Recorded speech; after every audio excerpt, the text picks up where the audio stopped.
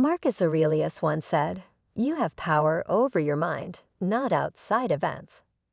Realize this, and you will find strength.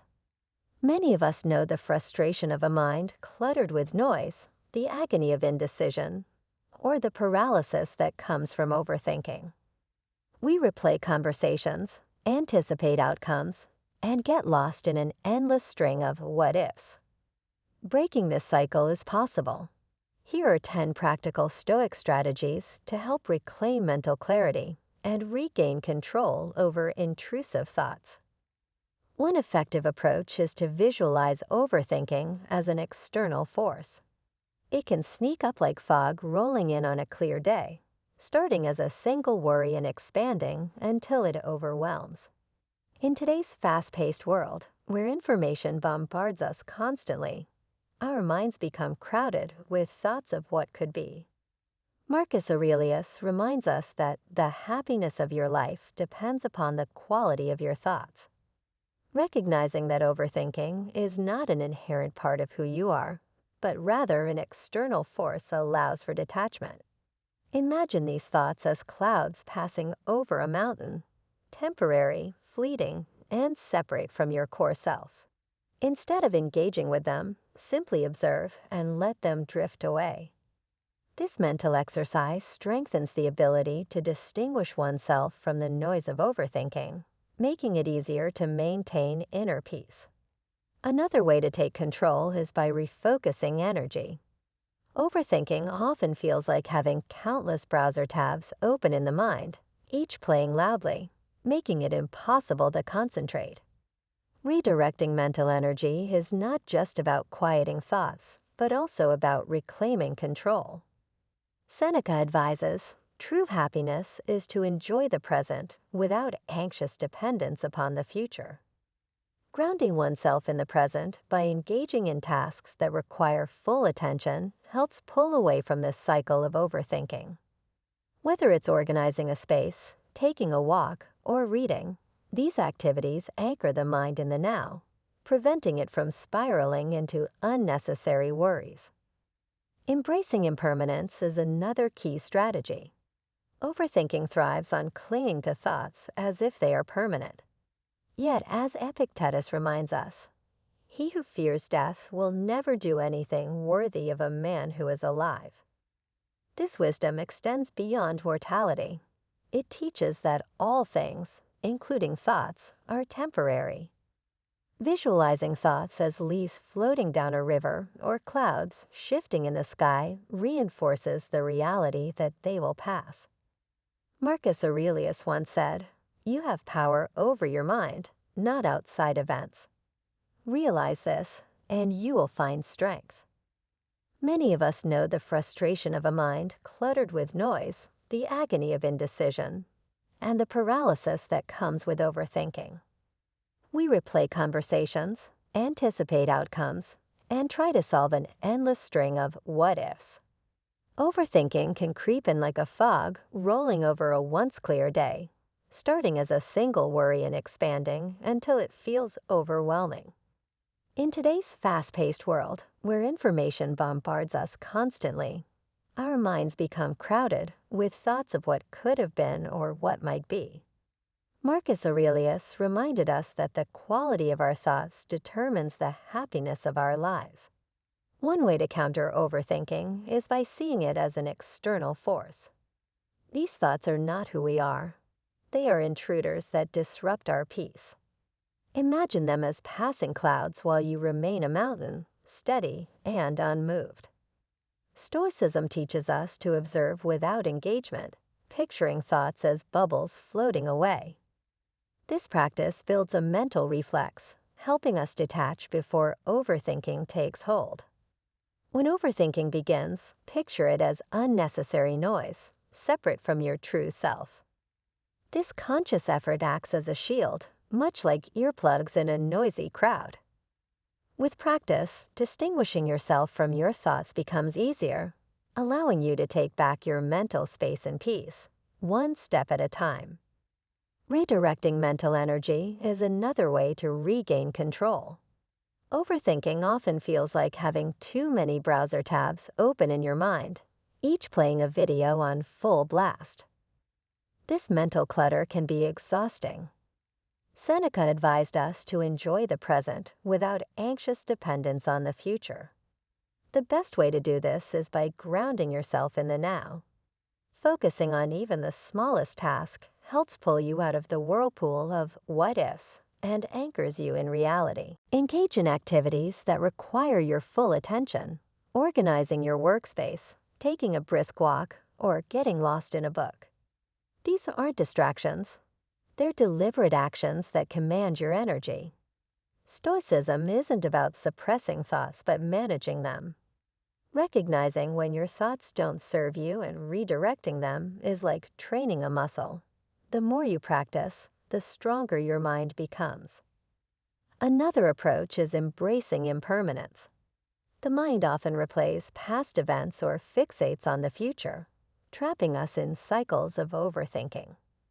Thoughts become sticky, lingering longer than they should.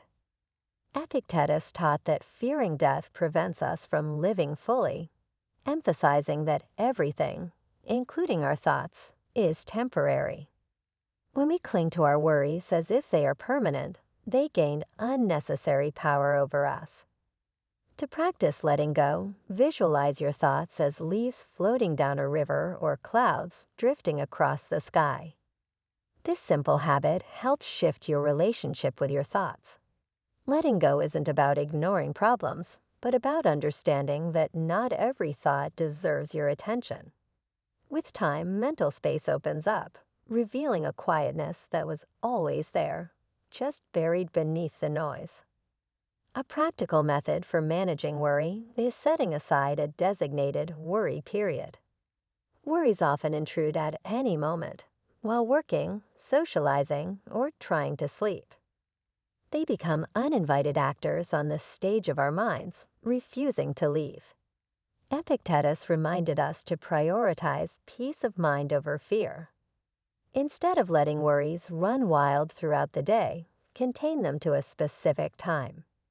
Setting aside 20 minutes in the afternoon, for example, allows you to fully engage with your concerns.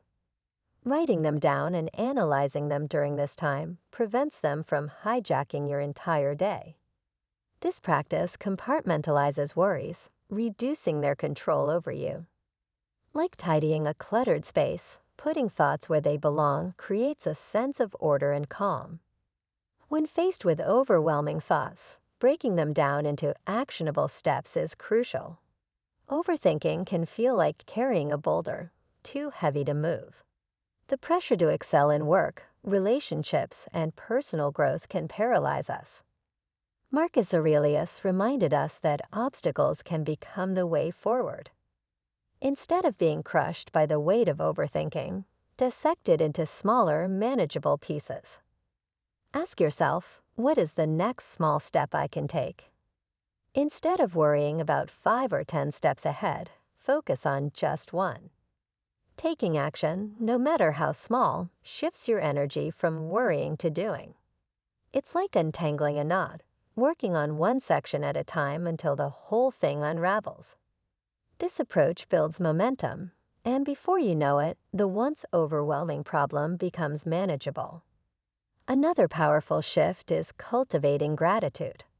The mind tends to focus on what's missing, what could go wrong, or what has yet to be achieved. This relentless loop drains our energy and fuels dissatisfaction. Seneca taught that true happiness comes from enjoying the present moment. Gratitude helps break the cycle of overthinking by shifting attention from what's lacking to what's already present. Each day, take a moment to acknowledge 3 things you're grateful for. They don't have to be grand, perhaps a good cup of coffee, the warmth of a favorite hoodie, or a kind message from a friend. Practicing gratitude reorients the mind, reducing anxiety about the future and increasing appreciation for the now. Over time, this simple habit fosters a deeper sense of fulfillment. Overthinking often stems from fixating on outcomes rather than efforts. We fear failure and disappointment, getting lost in endless possibilities of what could go wrong. Epictetus advised us not just to explain philosophy, but to embody it. Stoicism teaches us to focus on what we can control, our efforts, not the results. Instead of obsessing over how things will turn out, shift your attention to the integrity of your actions. Ask yourself, am I doing my best? Focusing on effort rather than outcome relieves the pressure of uncertainty. This shift allows you to act with confidence, knowing that the process itself holds value. It turns each step forward into an accomplishment, independent of the result. Embracing voluntary discomfort is another way to combat overthinking. Fear of discomfort keeps us trapped in mental loops, rehearsing worst-case scenarios. Marcus Aurelius compared life to wrestling rather than dancing, emphasizing the need to engage with challenges directly. By deliberately stepping outside of comfort, we train our minds to handle uncertainty. Simple practices, like taking a cold shower, sleeping without a pillow, or walking instead of driving, help cultivate resilience. These small discomforts teach us that uncertainty and challenge are not as terrifying as they seem. Over time, discomfort becomes less daunting, and overthinking loses its grip. A broader perspective can also dissolve overthinking. When we zoom in too closely on small concerns, they seem insurmountable. Seneca observed that we waste much of our lives worrying rather than living. Overthinking shrinks our world, making minor issues appear massive. Stepping back and reflecting on the transience of life helps put things in perspective. Will this worry matter in a year? In 5 years? Contemplating the fleeting nature of life shifts our focus to what truly matters. This doesn't mean ignoring responsibilities, but rather prioritizing experiences over unnecessary anxieties. Recognizing life's impermanence allows us to live with greater presence and purpose. Seeking wisdom from others is another way to escape the trap of overthinking. Our minds can feel like mazes, each turn leading to more confusion. Seneca advised consulting friends, as their perspectives can offer clarity that self-reflection sometimes cannot. Talking to a trusted friend, mentor, or even engaging with insightful books helps break the cycle of rumination. Verbalizing thoughts provides clarity, while external perspectives can highlight solutions we might have missed. Seeking wisdom is not a sign of weakness, but a recognition of our collective strength. Sharing burdens lightens them, making complex problems more manageable. Which of these methods resonated with you? Share your reflections in the comments. Each of these insights is a stepping stone on the path of intellectual growth. If you value the pursuit of wisdom, consider subscribing and giving this video a thumbs up. Together, we can continue learning from the timeless wisdom of the Stoic masters. Letting go is not about suppressing thoughts, but allowing them to move on naturally. This practice creates mental space, reducing the grip of overthinking and fostering a more peaceful state of mind. Another powerful method is setting aside a dedicated worry period. Persistent worries often intrude at inconvenient moments, disrupting focus and peace. Instead of letting them control the day, allocate a specific time to confront them, perhaps 20 minutes in the afternoon. During this time, examine worries, analyze their roots, and even write them down. Epictetus reminds us, if you want to improve, be content to be thought foolish and stupid. This encourages prioritizing peace of mind over unnecessary concern for how worries appear to others. By containing worries within a set period, they lose their power to dominate the entire day, leading to greater mental clarity and resilience.